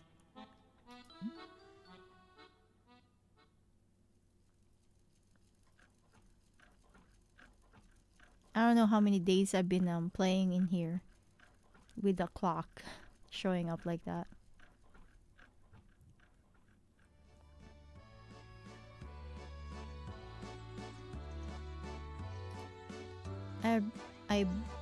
I bought the new things and I'm heading out for my Sunday stroll. By the look of it, this morning Brawl and Roselle are getting along well, so I'm not the slightest bit worried over leaving them alone. As I near the pedestrian street, I peel my eyes trying to spot a certain kitten. I'll most likely find it in its usual spot, but I don't trust it not to have moved. I see the tree in the distance and it grows closer as I walk. There's no kitten to be seen. I reach the corner and circle around the tree, but I can't see Tiger. Maybe it actually got home. If there were to be the case, it would be great. A meow crushes my hopes and look around, still not spotting it. The next meow I can tell comes from above, and I look up. Tiger looks down at me from a high up branch in the tree. What's it doing up there? It doesn't look very safe. I haven't climbed a tree in ages, but I did it some back in the day. Except for the first part, it looks like a pretty easy climb.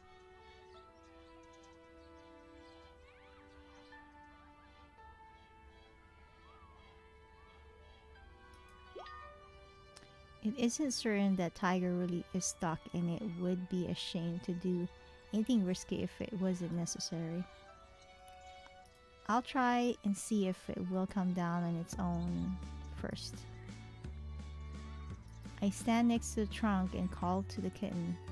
Tiger meows back and I see it moving its paw slightly but not moving away from its spot high up in the tree. After trying some more and giving the kitten some time, I figure it must actually be stuck. It's possible it's just too scared of the people to come down, but when is Paris ever empty? I have to do something, it needs help.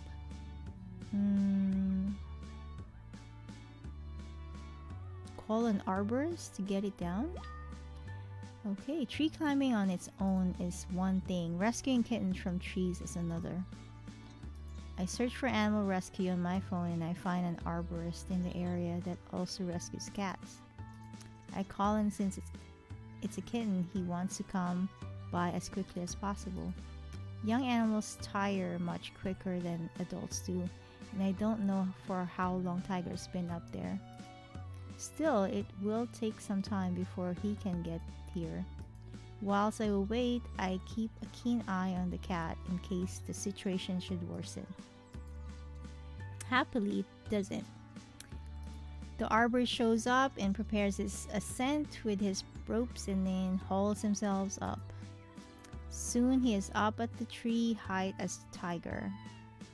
The kitten tries to escape farther out on the branch, but the man grabs it and, despite its protest, puts the kitten in its rope bag and shuts it. He straps the bag to his belt. Securing the cat in the descent without a hitch.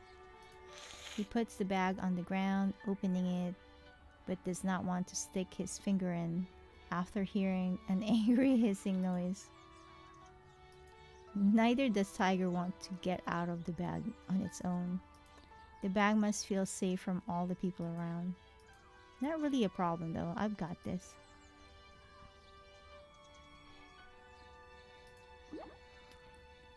I crouch down next to the bag.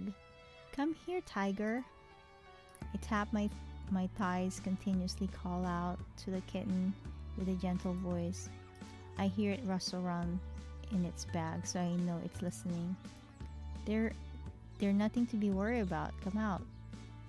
After some more coaxing, Tiger pokes its head out and looks around with those big eyes. I knocked on the ground, and after some hesitation, it takes a step out. I gently pick up the kitten and hide it in my arms. It looks very tired from today's escapades. When the arborist is sure the kitten is safe in safe hands, he leaves with his bag. After a few seconds being safe in my arms on the ground, the kitten falls asleep. I look at it curiously and stroke it gently over its back. It's almost surreal. Now I'm faced with what to do next. I've rescued Tiger from the tree, but I don't want to let go of the kitten again. I don't want to be uncertain whether or not it has a warm place to sleep and food to eat. I'll take it home with me. We can look for its owner, and if we don't find anyone, Tiger will stay with us.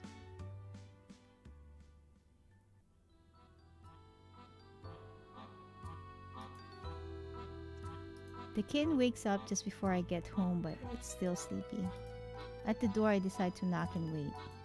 I hear Ro walk across the room and she opens the door for us. Oh, there's a little mouse in there in a yarn. And here goes the cat. That's funny.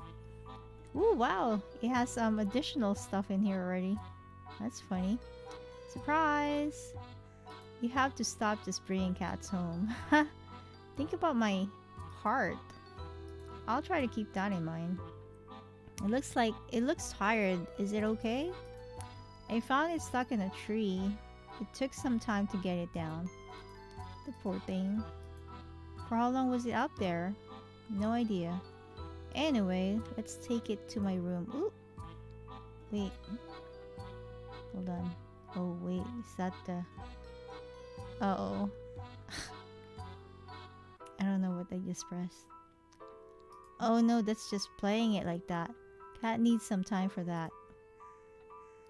Will you take Tiger then? I don't want to leave Brawl on its own. She nods and I carefully hand over the kitten. Tiger looks a little worried at first, but Ro manages to calm it down in no time. She leaves and I throw myself on the sofa enjoying Brawl's quiet company. So now they have 2 cats. Sometime later, this is like a moments later, you know that meme. Oh, look at them just playing in the same room. Right, it took some time before Brawl and Tiger learned to know each other, but now they are inseparable. Tiger sticks to the older cat day and night, and Brawl is starting to look like a proud parent teaching the kitten everything it knows. Thanks to that and Ro's efforts, we don't have a shy kitten anymore, but a bold, playful young cat that lives in its life to the fullest. The cats aren't the only ones that have showed improvement. Roselle's looking much better nowadays. I knock against her door frame before entering. Hey Miya, what's up? Not much, Ro. How was the lecture? It was alright, I suppose. Interesting content, but a bad presenter. Well, ain't that university in a nutshell? Oh yeah, it is. It sure is. That and overpriced course literature. Say I've got no more studying to do today. I don't suppose you fancy going out on the town? Maybe grab an ice cream or something? You're already done? To think you once had me thinking you'd drop out. It took a lot of work to catch up, so I'm going to do things properly this time. Let's celebrate then and get that ice cream. Roy and I say goodbye to the cats, knowing that they'll manage by themselves. We set out on our walk, chatting and enjoying the sun. Roy and I bantered, joked, and laughed our way through Paris just like old times.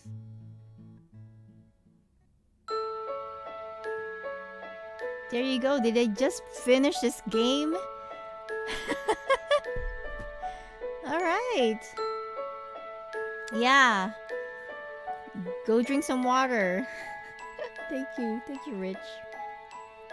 There you go. I actually finished this game.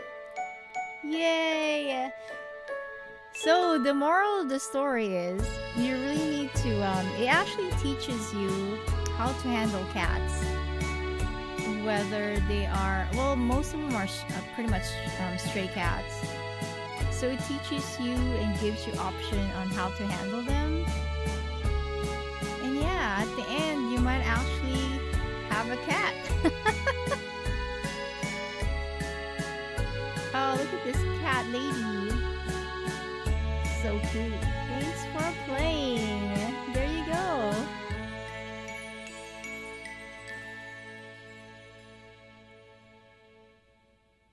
Anyway. So yeah, that's the game. I'm not sure what else is in here though. Let's go see. Oh, is there more? I don't know. I'm not sure. I don't think so. How come there's some empty ones in here?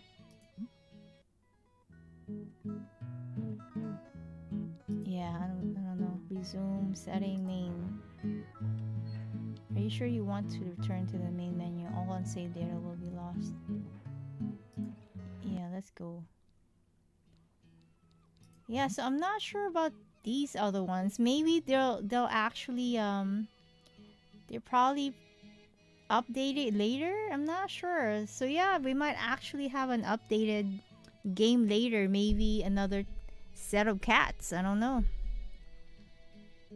But yeah, for now it looks like that's all we have for this game. Aww. Now what? Now what? I need to go. Get ready for dinner. So yeah, thank you everybody for watching.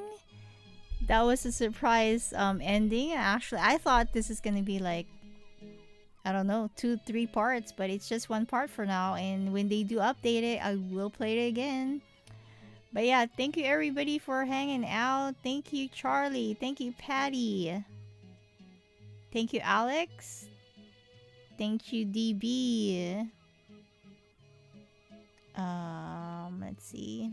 Who else? Thank you, Rich. Thank you, Lindsay. Thank you, Alex, the other Alex. Thank you, Blackpink. Or is it Kali Mariah? I'm not really sure, but Blackpink. Thank you. Did I say Lindsay already? Well, I'm gonna say Lindsay again. And then thank you, Sky.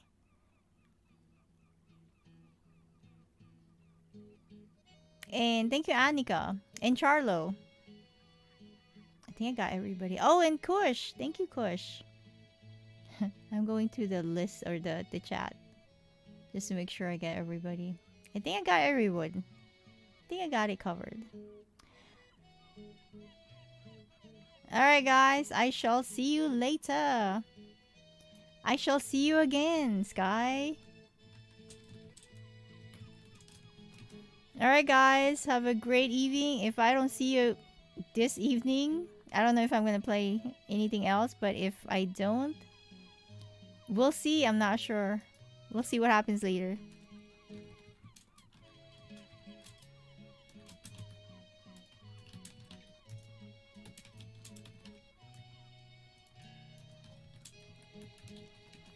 Yeah, so I shall see you soon. Alright guys. See you later. Bye.